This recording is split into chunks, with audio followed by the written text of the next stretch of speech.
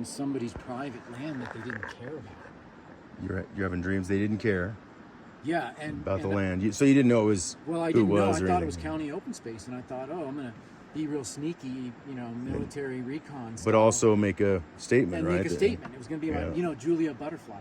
Yep. So I was gonna be Julia Butter. She was my hero. You know, Nice. That's awesome. So she's my mentor. So I was gonna, and it was just Now this, you're our hero. You're passing it on to the next generation. Yeah, it was just this part of the platform over here that was heated and had a tent on it, and I was like, okay, I'm ready for them to come and get me now. And nobody came.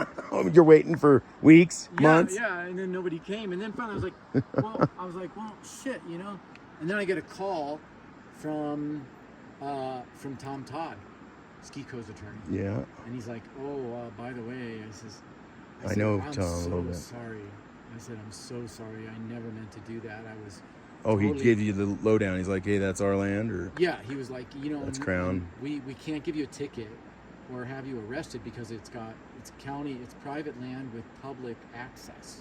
Oh, easement, said, right? okay. You said, Yeah, well, since the easement's here, you can use it's it. actually in a trust for Aspen Valley Ski Club, Oh, the high school ski club, oh, I gotcha. because it's a cross-country trail. Because it's part of all then those goes up to cross-country Highlands. trails, yeah.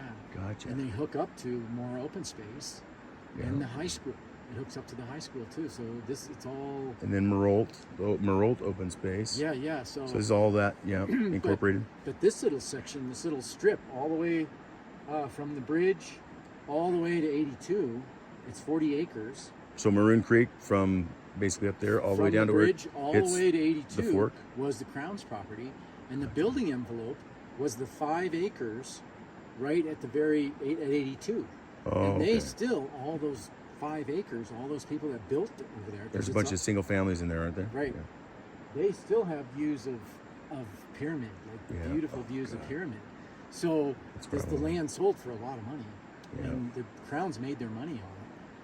And, Sure. But the other 35 acres that was here, they were allowed to build on that 5 acres because that was outside. That was the rule in the county was you couldn't build on anything less than 35 acres.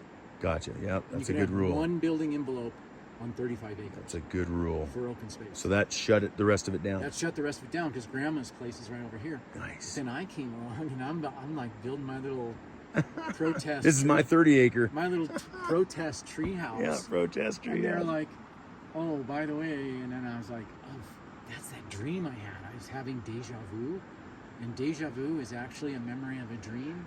Isn't it a memory of? Isn't it a foretelling, or is it like future forecast, or Well, what it is, premonition type? it's a. I've heard all sorts of theories, but Yeah, come on in. We'll sit. but premonition, I think, is what I So- remember. Right now, the current theory is that it's a misfiring of synapse between long-term and short-term memory. Oh, really?